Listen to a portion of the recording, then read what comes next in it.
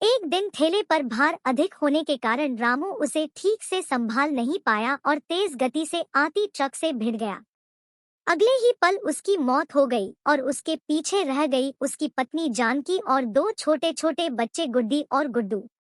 एक तरफ रामू का अंतिम संस्कार किया जा रहा था और दूसरी तरफ उसके बच्चे बिलख रहे थे।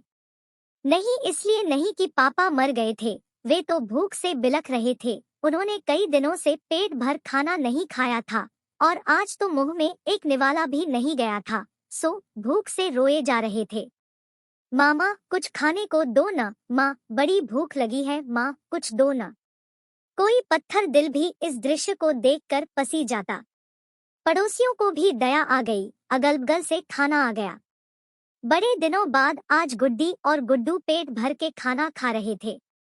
अजीब विरोधाभास था, एक तरफ लोग रामू की मौत पर दुख व्यक्त कर रहे थे, वहीं दूसरी तरफ उसके अपने बच्चे बड़े चाव से भोजन कर रहे थे।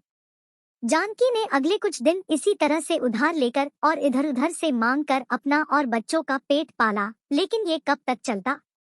लोगों ने मदद करना बंद कर दी। जानकी पागलों की तरह काम खोजने लगी, लेकिन तमाम कोशिशों के बावजूद भी किसी ने उसे काम नहीं दिया।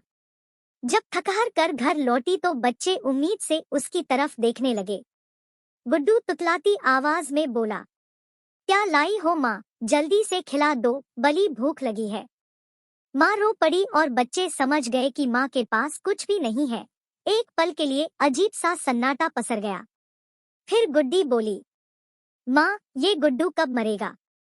पागल हो गई है, ऐसा क्यों बोल रही है? माँ ने डांटते हुए बोला, माँ जब पापा मरे थे तो उस दिन हम लोगों को पेट भर खाना मिला था, गुड्डू मरेगा तो फिर खाना आएगा ना। गुड्डी की बातें सुनकर माँ की आंखें फटी की फटी रही गई। उसके पास गुड्डी की बात को कोई जवाब ना था। ये सिर्फ एक कहानी नहीं है, ये दुनिया के करोड़ों लोगों की हकीकत है। इस पर गौर कीजिए, जिस खाने को हम थाली में ऐसे ही छोड़ देते हैं, उसकी कीमत को समझिए। बचपन से हमें अन्न का आदर करना सिखाया जाता है, लेकिन चूंकि हमने कभी असल भूख नहीं देखी होती, इसलिए हम उसका आदर करना नहीं सीखते। एक दिन, बस एक दिन भूखा रहकर देखिए और आप करोड़ों लोगों का दर्द समझ आएंगे।